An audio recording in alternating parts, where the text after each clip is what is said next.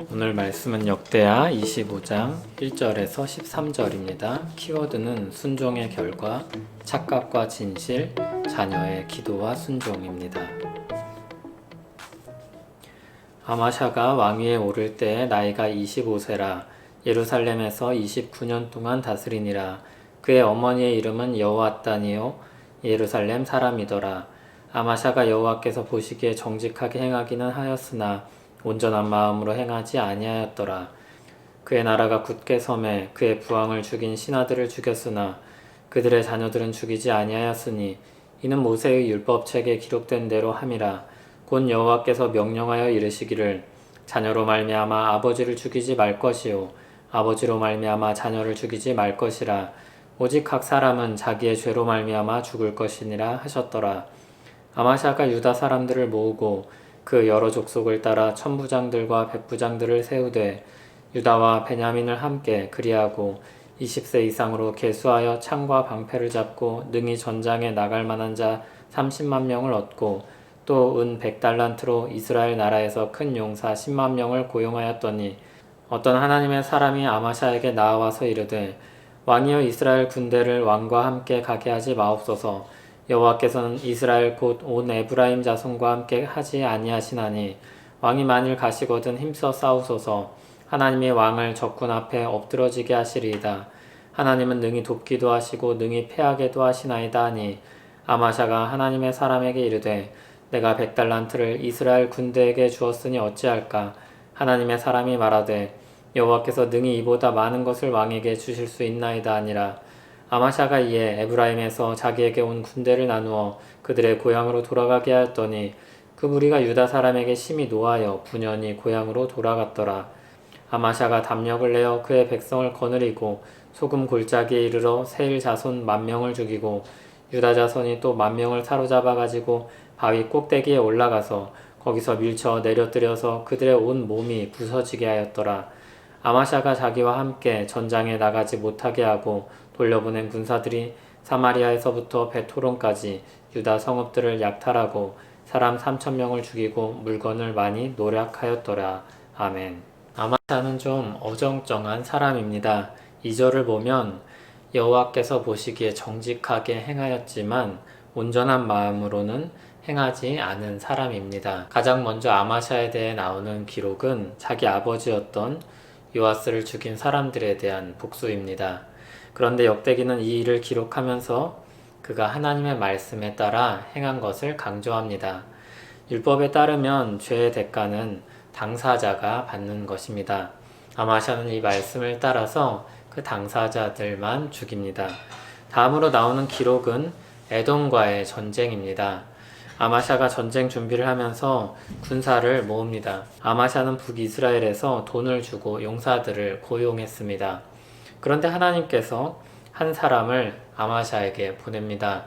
이스라엘 군대와 연합한 것을 지적하시며 그들과 함께 싸우지 말라고 하십니다. 하나님께서 함께 하시는 이가 전쟁의 승패를 좌우할 것이라고 말씀합니다. 아마샤는 이미 북이스라엘 군대에게 비용을 주어서 난감했습니다. 그럼에도 하나님의 말씀을 따라서 그들을 이스라엘로 돌려보내고 자신들만 전쟁에 참여하게 됩니다. 용기를 내어 믿음으로 자신에게 주어진 군대와 함께 전장에 나가서 싸웠습니다. 하나님은 그에게 큰 승리를 허락하여 주셨습니다.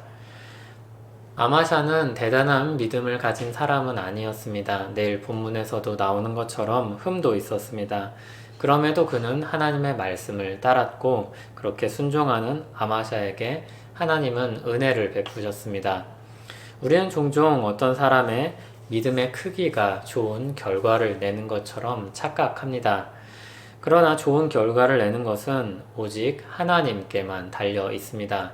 다만 그 사람이 하나님을 붙잡았는지가 성패를 좌우할 뿐입니다. 그래서 우리가 쉽게 하는 오해가 있습니다. 나 같은 사람의 기도가 무슨 효과가 있겠는가? 나 같은 사람의 기도를 하나님께서 들으실까? 이런 착각 이면에는 어떤 생각이 들어 있습니까? 믿음이 좋은 사람이 기도하면 좋은 결과가 나온다는 생각이 숨어 있습니다. 하나님께서 자신을 의지하는 사람에게 주권적으로 역사하신다는 믿음이 아니라 어떤 사람이 가진 열정이나 의지에 초점을 맞춥니다. 많은 경우 이런 착각에 빠진 사람들이 그런 믿음을 가졌다는 사람을 붙잡고 의지하는 경향이 있습니다. 사실 정상적인 경우라면 그 사람에게 베푸신 하나님의 은혜를 보고 하나님을 붙잡고 의지해야 합니다. 그런데 사람들이 하나님이 긍휼히 베풀어 주시길 이게 아니라 저 사람의 기도는 들으실 거야 이런 착각에 빠집니다. 기도는 분명 능력이 있습니다. 그런데 그 능력은 기도하는 사람에 달려있지 않고 기도에 응답하시는 하나님께 달려 있습니다. 우리 기도를 들으시는 분은 하나님 아버지이십니다. 능력의 주이시며 우리를 사랑하시는 아버지입니다. 기도의 능력은 그분께 있습니다. 그분이 베푸시는 은혜와 사랑에 달려 있습니다. 그러므로 예수 그리스도 안에서 담대히 기도하십시오. 하나님의 능력이 어떤 사람에게 속한 것처럼 오해하지 마십시오. 편애하는 부모 아래 있는 자식처럼 기도하지 마십시오. 열등감을 내어버리십시오. 하나님의 사랑의 크기를 축소하지 마십시오. 예수 그리스도를 통해 하나님께서 우리를 구원하셨다고 할 때 이미 우리에게 주신 사랑의 크기는 가늠할 수 없습니다. 말씀을 따라 순종하여 하나님의 은혜와 사랑 그리고 능력이 얼마나 큰지 확인하시기 바랍니다. 아마샤에게 역사하신 하나님께서 우리의 하나님이시기도 하다는 사실을 잊지 마시기 바랍니다. 예수 그리스도를 믿는 사람은 누구든지 하나님이 아끼는 자녀입니다. 하나님 아버지, 우리를 예수 그리스도 안에서 자녀 삼으신 그 은혜와 사랑에 감사하며 찬양합니다. 우리를 사랑하시는 하나님 아버지, 온 세상 주권을 가지신 하나님, 우리 인생을 선한 길로 인도하여 주시옵소서. 하나님의 능력과 사랑을 경험하며 살게 하옵소서. 예수님 이름으로 기도합니다. 아멘.